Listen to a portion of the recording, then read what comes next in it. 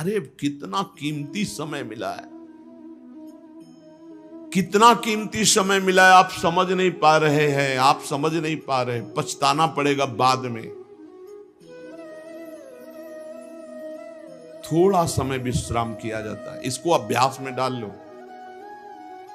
कई वर्ष हो गए मध्याह्न में विश्राम नहीं, नींद का नहीं, थोड़ा शरीर अस्वस्थ होने का, लेट जाना फिर बैठ जाना, फिर टहलना, फिर लेट जाना बैठ जाना, नींद का नहीं। रात्रि में 4 घंटे इसको लेटने के लिए देते हैं बस, बीमार स्थिति में। शायद बीमारी ना होती तो पद्मासन में इसको हम विश्राम देते, पर अब पद्मासन लगा नहीं सकते। शरीर सुख आराम त्याग किए बिना भगवत मार्ग में कोई भी विजितात्मा नहीं हो सकता। रगड़ो, इस शरीर को रगड़ो, हाथ में माला है या काउंटर है, टहल रहे हैं, जब नींद आ रही टहल रहे हैं, सिर्फ 4-5 घंटे शयन के लिए दीजिए। क्या कर पाओगे आगे? यही अवस्थाएं हैं, नवयुवक अवस्था। इसी पर विजय प्राप्त करो, नींद आदि पर, भोजन पर, नींद पर। जानबूझकर 1-2 दिन भोजन छोड़कर भजन पड़े नहीं रहना, कोई जान न पावे कि आप भोजन नहीं किए। पूरी दिनचर्या ज्यों की त्यों होनी चाहिए। जिद्दी स्वभाव, परमार्थ के पथिक का जिद्दी स्वभाव, आराम त्यागी स्वभाव। और शरीर को जैसा बना लो प्रभु वैसे ही है, इसमें जड़ है, कोई अंतर नहीं पड़ता है। रात में सो, दिन में 4 घंटा सोने का अभ्यास बना लो, दिन में सोते रहो। अभ्यास है, चाहे जगने का बना लो चाहे सोने का। आधा कवल रोज बढ़ाते चले जाओ, भोजन आते फैलती चली जाएंगी। आधा कवल रोज कम करते चले जाओ। 24 घंटे में 400 ग्राम अन्न से स्वस्थ शरीर का पोषण हो जाएगा और वो क्रियाशील रहेगा। 400 ग्राम अन्न से काहे को बर्बाद कर रहे हो? आते बढ़ाते चले जा रहे हो। इसको कम करो, कम करो। भोजन 400 ग्राम अन्न से काम चल जाएगा। जिसे भगवत प्राप्ति के बिना आप जिया नहीं जा रहा, तब भगवत प्राप्ति होती। ये शरीर सुख आराम के त्यागने की, हमें बहुत समय बर्बाद मत करो, समय बर्बाद मत। भोजन कर रहे हो, नाम जब चल रहा है, अंदर पद चल रहा है, कोई भी भोग तुम्हें नहीं फंसा सकता यदि भगवान नाम चल रहा है। समझी नहीं रहे? भगवान नाम नहीं जब करना, बस मन मानी आचरण करना है। बड़ी भारी आवश्यकता है शरीर सुख आराम के मिटाने की साधक को। जीवन भर इसी में लगे रहे, जीवन भर। जब से इस मार्ग में चले तो इसी पर है। नींद और भूख, 2 पर भारी प्रहार रहा है, नींद और भूख। तो भगवान की कृपा से ऐसा, अब तो बहुत भारी रोग से ग्रसित है, लेकिन पीछे मुरारी शरण आए और कहा अल्ट्रासाउंड कराने चलना है, डॉक्टर ने बोला है, तो आज कुछ खाना नहीं। हम कहा आज की बात कर रहे हो? 3-4 दिन से कुछ नहीं गया। जब डॉक्टर वहां देखा तो बोला बाबा पानी पे रहते हो क्या? जो वैसे किया, जानबूझ करके मधुकरी नहीं जाना, 3-4 दिन नहीं पाना। अब देखते हैं भजन कैसे होता है। और यह अभ्यास बचपन से, भूखे रह करके, सर्दी में, गर्मी में, बीमारी में, हर स्थिति में भजन नहीं छूटना, दिनचर्या नहीं छूटनी। शयन में जो तुम्हें सुख मिलता है वो तमोगुणी नींद का है। जागृत होकर भजन में अगर समय व्यतीत कर दो, हाँ, जीवन आनंद में। शरीर सुख आराम को नष्ट करने की जरूरत है साधक को। दिन में सोना बंद करो। जो रात्रि में जगते हैं वो सो सकते हैं आधा टाइम। सोने का टाइम 4 घंटे, तो 2 घंटे विश्राम कर लो। और रात्रि में ऐसी सेवाएं करो कि 1-2 घंटा उसमें विश्राम कर लो। 4 घंटे से काम। और जो रात्रि में चैन से सोते हैं, दिन में मत सो। दिन में टहलो, माला लो और अपने ही कमरे में टहलो, बंद करके कमरा, अपने ही अंदर टहलो, खूब नाम जप करो, मंत्र जप करो। देखो कैसा आनंद आता है कि अरे तेरा समय जा रहा है, पता नहीं आगे कौन सा रोग आ जाएगा, कौन सी घटना घट जाएगी, तू भजन करने लायक रहे या ना रहे। आज भजन कर लेगा तो कल, बता रहे हैं ना, हर समय मन उत्साहित रहता है। तभी हम कह रहे हैं कि भजन करोगे तो मरते दम तक तुम्हारा उत्साह नष्ट नहीं होगा, उत्साह संपन्न। कितना आनंद रहता है मन से भगवत आराधना शुरू हो जाती है, मन से पाठ शुरू हो जाता है, मन से परिक्रमा शुरू हो जाती है। हमें लगना है, आराम शब्द जीवन में नहीं। सीधी बात समझो, जब तक भगवत प्राप्ति नहीं तब तक आराम नहीं। राम काज कीन्हे बिनु मोहि कहां विश्राम, बिल्कुल जिद्दी स्वभाव बनाना पड़ेगा। शरीर आलस्य, प्रमाद, भोग, नाना प्रकार की खान पान सामग्री, तो भगवान कहते फिर मेरी प्राप्ति के लिए विजितात्मा बनो। आराम है, राम काज कीन्हे बिनु मोहि कहां विश्राम। समुद्र पार कर रहे, मैनाक जी प्रकट हो गए, थोड़ा विश्राम कर लो, बोले नहीं, राम काज कीन्हे बिनु मोहि कहां विश्राम। मोहि कहां विश्राम, सेवक सुख चाह मान भिखारी, व्यसनी धन शुभ गति व्यभिचारी, कभी नहीं। सर्वभूतात्म भूतात्मा, संपूर्ण प्राणियों के साथ आत्मवत व्यवहार करे, सब में मेरा प्रभु विराजमान है। जैसे हमारे किसी शरीर के अंग में चोट लग जाए तो हमें ही लगती है, ऐसे संपूर्ण चराचर जगत में जब हम किसी को दुखी देखे तो हमारा हृदय दुखी हो जाए। कैसे इसके दुख को, इसे सर्वभूतात्म भूतात्मा कहते हैं। जो योगी होता है वो सबको सुख पहुंचाने की चेष्टा करता है, किसी को भी दुखी देखकर उसका हृदय व्याकुल हो जाता है। साधन में स्वाभाविक प्रवृत्ति नहीं होती, लगाना पड़ता है, इसलिए उद्देश्य दृढ़ रखो। अब हमको इसी जन्म में भगवत प्राप्ति करनी है, हम प्रियालाल की शरण में हैं, हमारा एक एक मिनट बड़ा कीमती है, हर मिनट में हर सेकंड में हमें नाम जप करना है और प्रभु के भरोसे रहना है। कम सोना है, कम खाना है, कम बोलना है, तीन बातें पकड़ो। कम सोना, इसका अभ्यास बना लो, कम खाना, इसका अभ्यास बना लो, और कम बोलना, इसका अभ्यास। ये तीन बातें जीवन में साधक के बिल्कुल सरलता पूर्वक आ जानी चाहिए। मिताहार, मित भाषण और नियमित शयन। शयन से बचो, ये बहुत जहर है, नींद बहुत जहर है। निद्रा आलस प्रमादोत्थम तत्तामस मुदाहृतम, इसको एक सीमा में बांध दो, 3 घंटे 4 घंटे 5 घंटे, बस 24 घंटे माला, काउंटर, वाणी, सेवा, टहल रहे हैं, सो नहीं सकते, आराम नहीं कर सकते, नहीं कर सकते। ये अभ्यास बनाओ तभी आगे बढ़ पाओगे। सत्संग रोज सुनते हो, देखो तुम्हें जो डांट लगती है, तुम्हें बहुत प्यार करते हैं, प्रभु बहुत प्यार करते हैं, इसलिए डांट लगवा रहे हैं, इसलिए आपको सत्संग सुना रहे हैं। ये जीवन सार्थक कर लो, नहीं तो बहुत पछताना होगा। हम पशु पक्षी के जीवन में साधना नहीं कर पाएंगे। कैसे हमारा चिंतन बदले? भगवान ने अगला शब्द का मदगत प्राणा, प्राण जिसके मेरे में समर्पित है। प्राण समर्पित का मतलब है प्राण वायु को लेकर प्रधान है। भोजन न मिले, जल न मिले तो भी हम जीवित रह सकते हैं काफी समय तक, क्योंकि प्राण वायु, प्राण बलवान पुष्ट होते हैं अन्न और जल से, लेकिन प्राणों की सत्ता वायु से है। ये जो श्वास प्रश्वास है, भोजन हमें 4-6 दिन न मिले तो आराम से दिनचर्या चल सकती है, पानी 8-10 दिन न मिले तो भी दिनचर्या चल सकती है, ऐसा नहीं कि मर जाएंगे।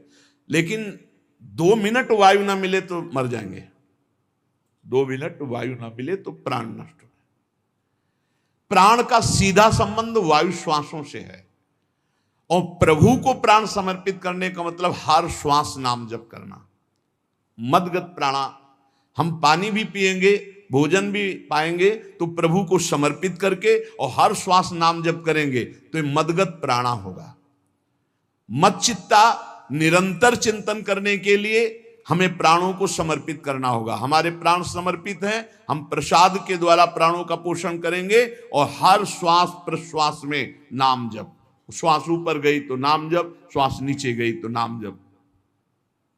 बोधयंता परस्परम, यदि हम किसी से बात करेंगे तो अपने प्रभु की चर्चा करेंगे, उसी प्रभु की चर्चा का कथन, कथयंतश्च माम नित्यम, केवल भगवत चर्चा करेंगे, केवल। कभी कभी ये लोक कल्याण की भावना भी प्रपंच में उतार देती है। निवेदन है कि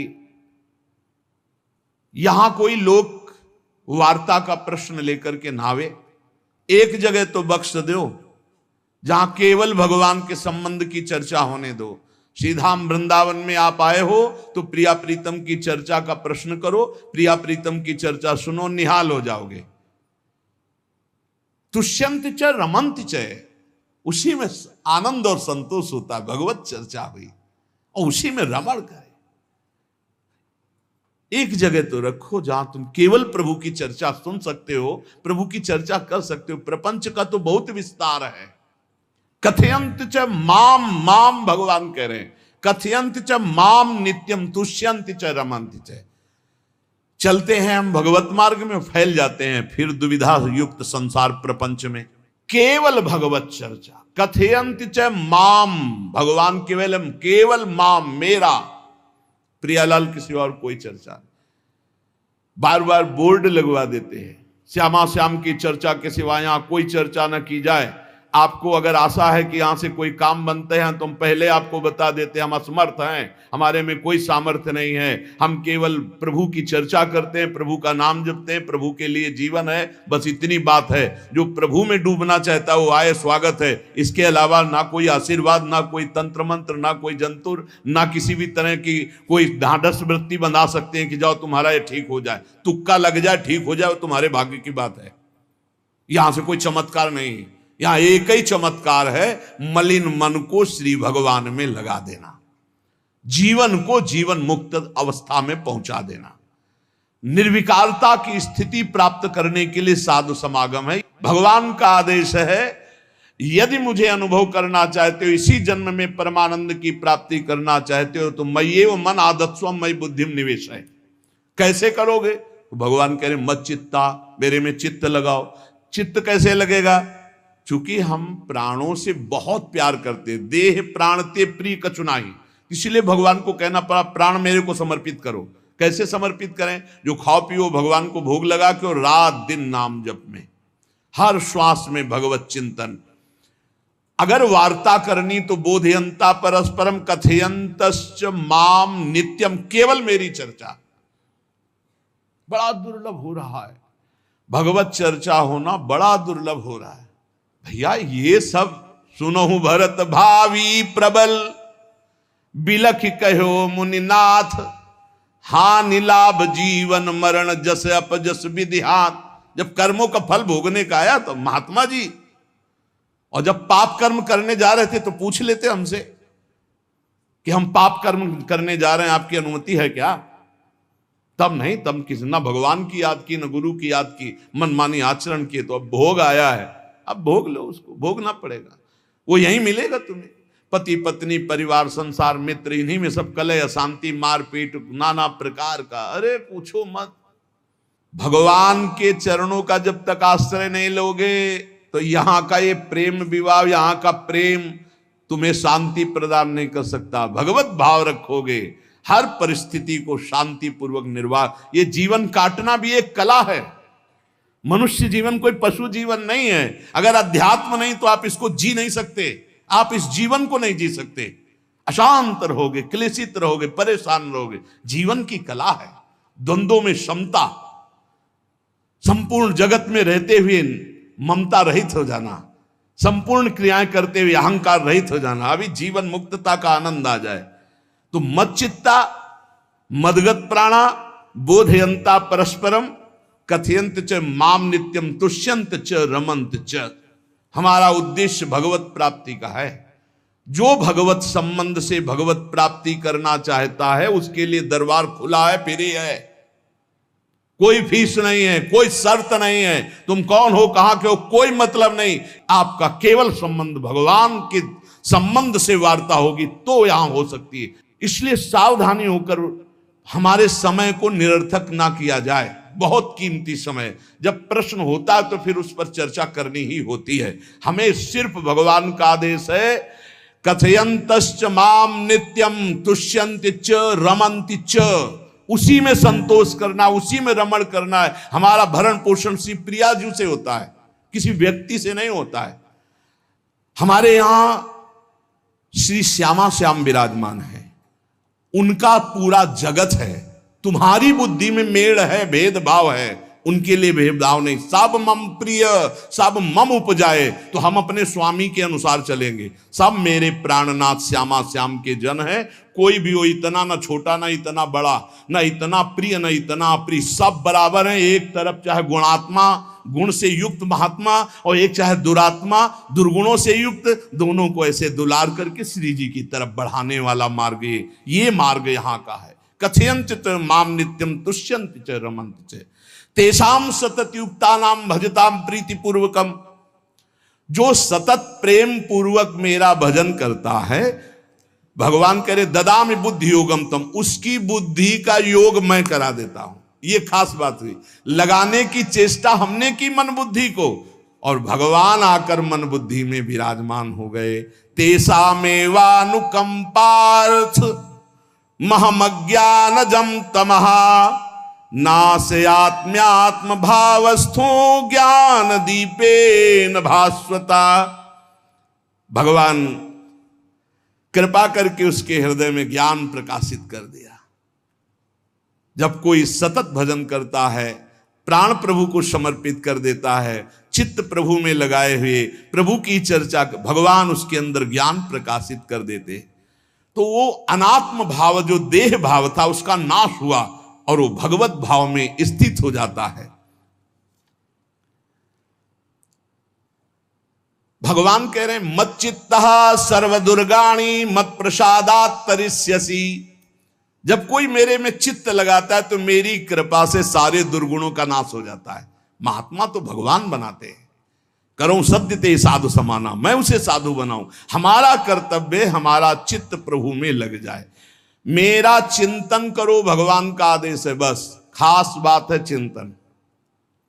हमारी प्रारंभ से विशेष श्रद्धा इसी बात में रही गुरु शब्द पे, कि रात दिन कोई भी चेतना युक्त क्षण ऐसा ना जाए जिसमें भगवत विमुख होता हो। बस इसी बात की साधना जीवन भर रही। प्रारंभ में गुरुदेव ने कह दिया जब तक चेतना है तुम्हारे में, तो तुम्हारा जागृत अवस्था का चेतना युक्त एक भी क्षण व्यर्थ नहीं जाना चाहे। तो गुरु कृपा से यही प्रयास रहा है कि हमारा एक भी मिनट भगवान से विमुख न जाए। पूर्व में ऐसी स्वभाव वृत्ति बनाई थी कि लोगों को ये शंका होती थी कि ये बोल पाते हैं कि नहीं बोल पाते हैं, अर्थात इनके वाणी है कि नहीं है। मूक, मौन, जटाओं का बोझा, एक वस्त्र, बस शांत। बुलाया गया, घंटा बजा तो पहुंच गए, प्रसाद लिए, उसमें एकांत, हर समय मंत्राग। कथा में बैठे हैं, अनुकूल वचन आया तो सुन लिया, नहीं पूरा का पूरा सत्संग ऐसे ही चला गया और हमारा मंत्र चल रहा है, एक क्षण भी मंत्र से बिलग नहीं। हमारा कर्तव्य है केवल चिंतन। चिंतन करोगे तो अभी मुक्त हो, अभी, परिणाम में नहीं। अभी हम राधा बोल रहे हैं, अभी प्राण निकले, अभी श्री जी के पास पहुंच जाएंगे। भगवान की कृपा का बल और साधन का तुम्हारा पूरा प्रयास, प्रयत्न, ध्यान रखो, दो से सिद्धि प्राप्त होती है। भगवान की कृपा का बल और आपकी पूरी साधना का प्रयास, प्रयत्न, कायरता नहीं। भगवान की कृपा का बल और तुम्हारा पूरा प्रयास, पूरा प्रयत्न।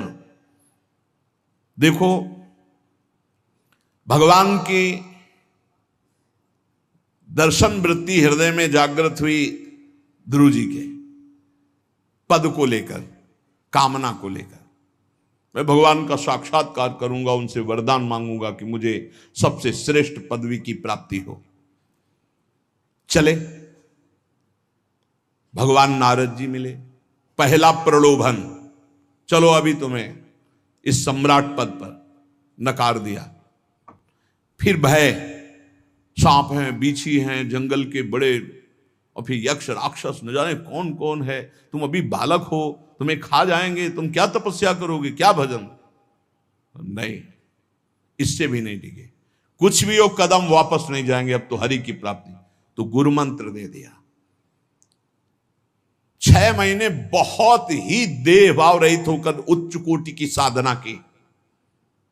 बालक होने पर यही मथुरा में, मधुपुरी में देह भाव रहित होकर के, क्योंकि जंगल में ऐसे ऐसे मच्छर बड़े बड़े ना, एक मच्छर मारे तो पूरा होश खराब हो जाए, पूरी चेतना जागृत। तो उस 5 वर्ष के राजकुमार के शरीर में कितने मच्छर चिपके रहे होंगे, क्या क्या भयावह। हमने तो सैनपुर में देखा, आसन लगाए बैठे, काला नाग सांप ऐसे फुसकार रहा है। पूरा दृढ़ निश्चय है कि अगर ये काटने का समय है तो काट लेगा, नहीं काटना तो बिल्कुल नहीं काटेगा, बैठे रहो। वो ऐसे पास से निकल गए, छाती से भी निकल गए हैं। निश्चय कि अगर काटना है काट। सैकड़ों बिच्छू, कभी ऐसे डंक नहीं मारा। और अगर काटना हो मारना हो ना तो बढ़िया महल में बैठे हो तो वहां जाके काट लेंगे। ध्रुव जी अपनी निष्ठा से कभी नहीं विचलित हुए। अब जब भगवान सामने आए तो आखिरकार 5 वर्ष के बालक घबरा गए।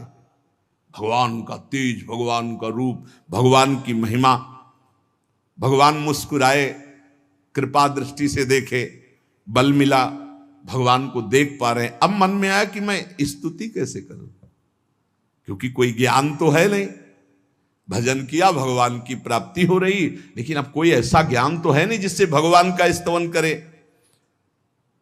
भगवान की तरफ देख करके कुछ कहना चाहते हैं, पर क्या भगवान को कहें ये ज्ञान नहीं। तो भगवान ने अपने ज्ञान स्वरूप शंख का ध्रुव जी के कपोल पे स्पर्श करा दिया। जो भगवान कह रहे, ज्ञान तो मेरी कृपा से होता है। अभी पीछे श्लोक में भगवान ने कहा, तेसा मेवानुकंपार्थो महमक ज्ञानजम तमः नाशयाम्यात्म भावस्थो। अनात्म भाव का ये जो आत्मस्वरूप अनात्म देह में भाव आ गया है, इसके नाश का जो ज्ञान होता है ये भगवान की कृपा से होता है। जे भी संग छुआया दिव्य ज्ञान और भगवान की दिव्य स्तुति की। तो ये देखा जाता है कि भगवान की कृपा से ही साधक में दिव्यता आती है, दिव्य ज्ञान आते हैं। पर प्रयत्न अपना होना चाहिए। प्रयत्न था तभी तपस्या में आए, नहीं तो प्रलोभन में फंस जाते या भय में डर जाते। ना प्रलोभन में फंसे चक्रवर्ती सम्राट पद देने पर, और ना भय में फंसे कि सांप बिच्छी और सिंह खा जाएगा, इससे भयभीत नहीं हुए। और प्रयत्न इतनी जोर का किया, आप भागवत में पढ़ लीजिए, देह भाव रहित होकर कितना कठोर तप, 6 महीने में भगवत साक्षात्कार। आत्मबल, भगवत कृपा बल। ये मन है बहुत डराता है, कैसे जिएंगे, बुढ़ापे में कौन सेवा करेगा, क्या दुनिया का प्रपंच खड़ा कर देता है। इसको इसी ज्ञान से काटो, भगवान है ना, भगवान सब करेंगे। भगवान के लिए हमने जीवन दिया है, ये जीवन भगवान के लिए हार। अरे दिव्य हो जाओगे, रिद्धियां सिद्धियां हाथ जोड़े खड़ी रहेंगी। भगवान जानते हो क्या भगवान है। हम एक बार भगवान के नाम पर अपने आप को न्यौछावर तो करके देखें, पर यह अहंकारी जीव मानता नहीं है।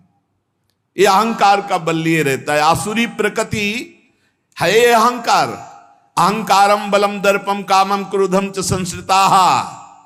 जिसके अंदर ये आसुरी प्रवृत्ति अहंकार होता है, उसमें काम क्रोध लोभ ये भरपूर होते हैं। कहां से भगवत प्राप्ति हो। जहां ये दुश्मन रहते हैं वो घर तो तुमने सुरक्षित दे रखा है दुश्मनों को। आसुरी प्रकृति को तुमने, अहंकार को अपना स्वामित्व दे रखा है। मैं वो अहंकार जिसके साथ प्रकृति लगती है। जब अहंकार और बढ़ जाता है तो ईश्वरोहम अहम भोगी सिद्धोहम बलवान सुखी। तरंग से समुद्र नहीं होता, समुद्र से तरंग होती है। हम जितने भी हैं सब तरंग हैं उस परमात्मा की। वायु विकार नष्ट हुआ, समुद्र में ही लीन हो गए, ये बात है। लेकिन एक तरंग समुद्र नहीं पैदा कर सकती। एक सूर्य चमक रहा है, कोई बंद के सूर्य दूसरा चमक के दिखाए। बहुत सावधानी से उपासना करो। ये अहंकार, भगवान कह रहे हैं, भगवान ये जो अहंकारम बलम दर्पम कामम क्रोधम च संश्रिताः, इस अहंकार को नहीं मिटाया तो ये अनुभव कराने लगता है और 4 बोलने लगते हैं कि आप तो भगवान हैं। तो धर्म सम्राट करपात्री जी इतने सिद्ध महापुरुष, और विश्वेश्वर विश्वनाथ जी की स्थापना करके रात दिन आराधना, काशी में बड़े बड़े सिद्ध महापुरुष भगवान शिव की आराधना करते, बड़े बड़े सिद्ध महापुरुष भगवती अम्बा की आराधना करते। ये कौन सा ज्ञान प्रकट हो जाता है जो भगवत स्वरूपों का अपमान होने लगता है। मुझे यही समझ में नहीं आता। गुरु रूप से हमें शास्त्र के आचरण देने आए, मनमानी भ्रष्टाचार सिखाने नहीं आए। आज तक कभी कहीं भी भगवत स्वरूपों का अपमान महापुरुषों द्वारा नहीं हुआ। महापुरुष और भगवान में अंतर नहीं, पक्का मुझे विश्वास, हम तो चराचर जगत को भगवत स्वरूप मानते हैं, लेकिन आचरण कराने के लिए आचार्य गुरुदेव जैसे चले हैं वैसे ही चलना होता है। सदैव संतों ने अपने को अधम और तुच्छ और नीच कहा है। हनुमान जी जैसा कोई ज्ञानी, महाबली, कोई त्यागी, कोई ब्रह्मचारी, बैरागी, हनुमान जी जैसा कोई त्रिभुवन में द्वितीय हुआ हो तो बता दो।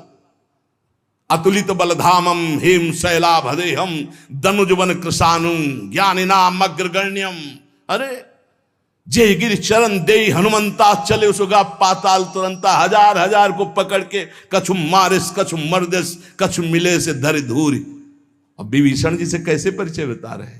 प्रात ले जो नाम हमारा, तेहि दिन ताहि ना मिले आहारा। असमय अधम सखा सुनु मोहु पर रघुबीर। क्या दैन्यता का स्वरूप हनुमान जी महाराज।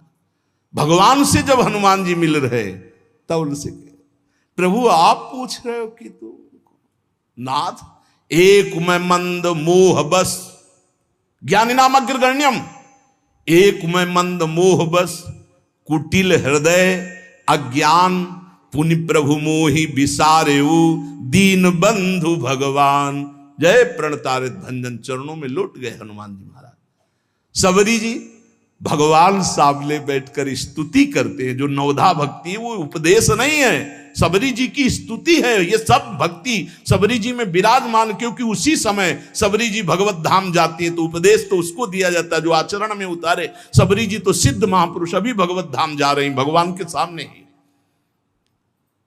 वो क्या कहती? अधम ते अधम अधम अति नारी, तिन मह में मति मंद अघार।